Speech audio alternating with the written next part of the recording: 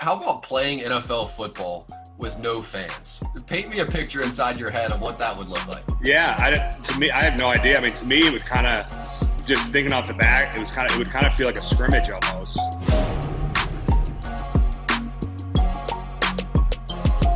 So our next guest has made 6 straight Pro Bowls, 1 for every NFL season that he's played. Zack Martin of the Dallas Cowboys. And Zack, you just made the NFL All-Decade team. So if I had told that to a 22-year-old baby-faced Zack Martin walking in for day 1 as a Cowboy, what would he have thought? I would have probably thought you were out of your mind. First of all, it's a huge honor to be mentioned on a list with so many great players and great guys. But, fortunately enough for me, I got drafted into place here going on 7 years ago.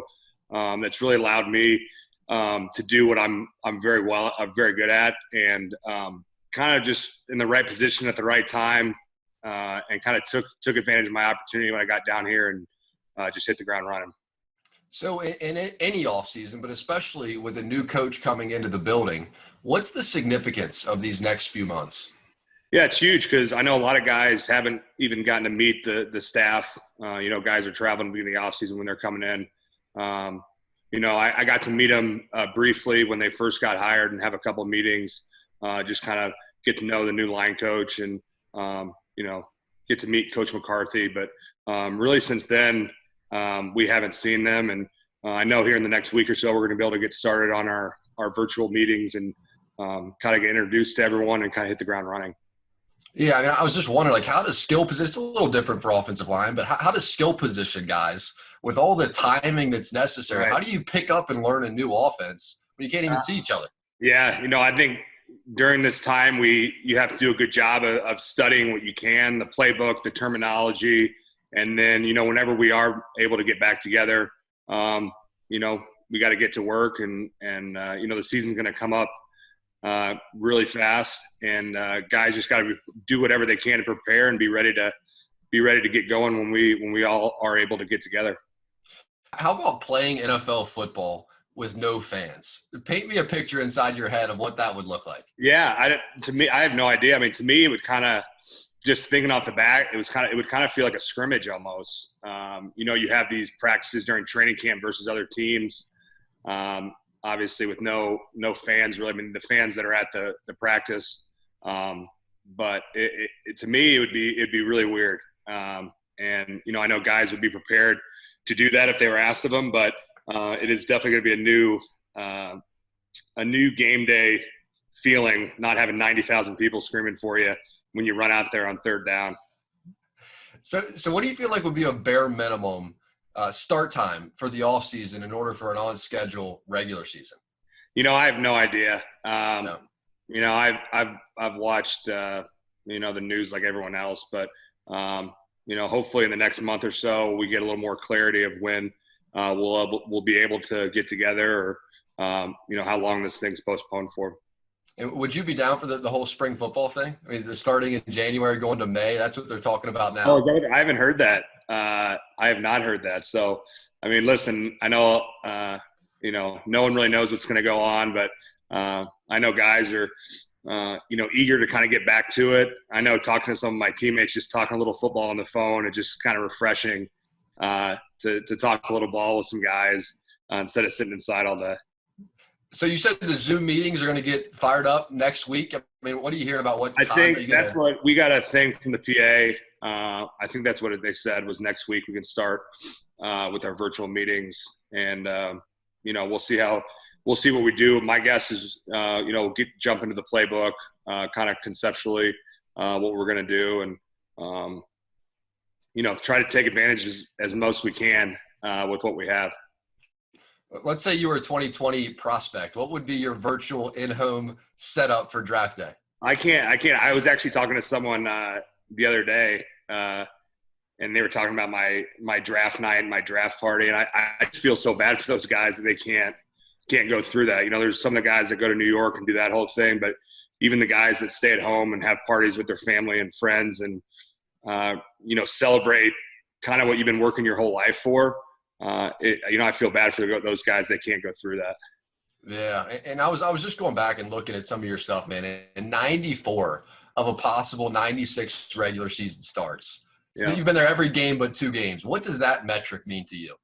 It means everything to me. I would say out of all, there's not many stats for an O-lineman, but that one's pretty important. I think when I first got into the league, I had a lot of, good older leadership on the team. And kind of what guys have always said is, the best thing that you can do as a player is be available on Sundays. So I've taken great pride in that. And, I missed a couple games 2 years ago, but, I take great pride in preparing the right way and making sure that I can be there for my team on Sundays. How about the plan for staying in shape? Do you have the gym at the house, or what are you doing right now? Yeah, luckily I've got a pretty good setup. I had some things before all this started happening and got a few more things. So I'm able to work out and kind of stick with my off-season routine. Unfortunately, there are some guys that, live in apartments. Their gyms are shut down. So I feel for those guys. But I know everyone's kind of finding their ways to stay in shape and stay prepared. Can you imagine, or have you thought about what it would have been like if this had hit smack in the middle of the NFL season? No, I know. I was thinking about it the other day. If we were kind of where the NBA was when everything shut down, and I feel bad for those guys who put so much time and effort, and you don't realize how much time you spend at your facilities preparing for games, preparing for your opponents. So. That's tough, and hopefully everything's back up and running here shortly. Zach, as you look around now, it's been 6 years, getting ready for your 7th year. What's been your favorite part of not only being an NFL guy and having so much success, but representing the star, representing the Dallas Cowboys, getting that opportunity? What's been the best part about that? Yeah, it's huge. I think it's very similar coming from Notre Dame. I'd say the two programs, organizations are very similar. You're in that spotlight every week, win or lose. People are going to love you or hate you. And, I love it. When we go on the road, our fans are unbelievable. If we're playing a division game, then there's so much animosity for us coming in there. And I love playing in situations like that. So being a part of the Star is it's a special place. And I don't think people understand everything that comes with it until they get here and see how well the Joneses take care of us. Some of the things we're able to do down here, being in that spotlight. And, I couldn't have gone to a better place, like I was saying earlier. Mm-hmm. I got to sneak one Notre Damer in the back door here. One question in. Yeah. Because I used to always talk to Austin, my brother, about Tommy Rees when you guys were playing. He'd say, one day he's going to be a head coach. And it was a foregone conclusion. Yeah. So now he's named the offensive coordinator at Notre Dame. What makes him the perfect fit? Well, two things. I think at Notre Dame, it's so great because he's been through it all there. I mean, talk about a guy's career. He's been through huge wins. He's been through bad losses. He's been benched. He's come in games and saved them. He's been through every scenario you can pretty much go through as a quarterback. And for him to be able to, pass that off to his quarterbacks, his offense, that's huge. And then second, I mean, spending time with him, you realize right away, I mean, the guy, he grew up in this life. He from the moment he got to Notre Dame, I mean, obviously I'm sure he had aspirations of playing, but the moment he got here, he wanted to be a football coach. And it's been so cool to see him develop and then get this opportunity. And, I'm excited for him. When you talk to him now, is he a different dude? Is he coach? No, is he coach Tommy? Because our other buddy, Chris Watt, just got hired there. He's working with the offensive line. And, sometimes Watt will send us texts and be, dude, it's weird to see Reese, chewing people out, running the meetings. So I'm sure it's a funny relationship up there. When Coach McCarthy first got there, were you at the introductory press conference? Were you sitting in the stands? Yeah, there was why do that? Yeah, there was. They sent a text out. I think there was probably 10 of us that went, and I think we just wanted to, or at least me, I wanted to meet him, kind of put a face to a name, and introduce myself. So we were able to do that there. And then, like I said, I think I've talked to him one or two other times in the building before everything got shut down. And just introducing yourself, trying to, help out wherever you can. What kind of personality does he have? Because he would hang down at the PFF office. He's a big analytics guy, too. Yeah. And he honestly reminds me a lot of kind of a you. He kind of seems like a your kind of guy. What's been your initial impression of his personality? Yeah, I mean, right off the bat, you can tell he's all about ball. I don't know him super well. I haven't spent a ton of time with him, but you can tell that our assistant coaches, because I live down here, I work out at the facility, and those guys were working all day up in their offices. And so you can tell he's a ball guy, and he's coming in, and he's a proven coach. He's obviously got a formula that's worked. And, I think it's up to us players to buy into that and, get rolling when we can. So we call this the lockdown lightning round, Zach. We're just going to rip you through 3 quick ones here. The best part about being Tyler Eifert's brother-in-law.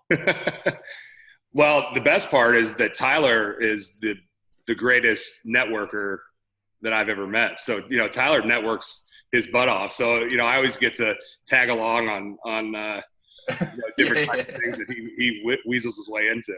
How's he able to pull that off? Is it just the good-looking face? I don't know. He just no mercy when he comes up to talking to whoever. Good-looking girlfriend too. That probably helps. How about the percentage likelihood that life after football includes football in some way, shape, or form? I would have to say, as close to 100 as you can get. I don't know in what capacity that is, but I've been playing football since I was 8 years old. I've been around it. It's not all about playing. It's about the preparation and all that kind of stuff. So I'm thinking in some capacity I want to be involved in it. Have you always thought about coaching? I don't know. I'm sure my wife would have something different to say about that. So we'll have to cross that road when we get there. I've heard a few of those conversations myself. How about one aspect of being a dad that you never expected? I think it's just, you hear it all the time, but like when you're having a bad day or something's not going right and you come in and you see, like I have a 1-year-old son, when you see him, it's just like, I don't know, everything kind of goes away and you're in a good mood. So that, and then, chase him around for 8 hours straight every day. That was an eye opener. Is he more you or more the missus? I haven't seen the little guy. He looks more like the Eifert family, but I think he acts, from what my parents say and everything, he acts more like me when I was that age. That ain't a bad thing. I was going to ask you about making the switch because I always knew you as a left tackle. Right. And then you play your whole career as a right guard. Right. Your basketball backgrounds, as you shift around the offensive line, is there anything from your old positions or your old sport that you bring into your new life? Yeah, obviously, I think basketball translates well. I think there's a few sports that translate really well. Whenever I get around like wrestlers, like high school wrestlers, they always seem to have kind of that balance, feel your body weight kind of advantage. Basketball, I played basketball in high school, and I think, just foot quickness and as an offensive lineman, you're always kind of down in that stance, that defensive stance, mirroring your defender. So that definitely helped. Zack Martin, future Hall of Famer. Thank you for the time and stay safe, my friend. Thanks for having me, Jack.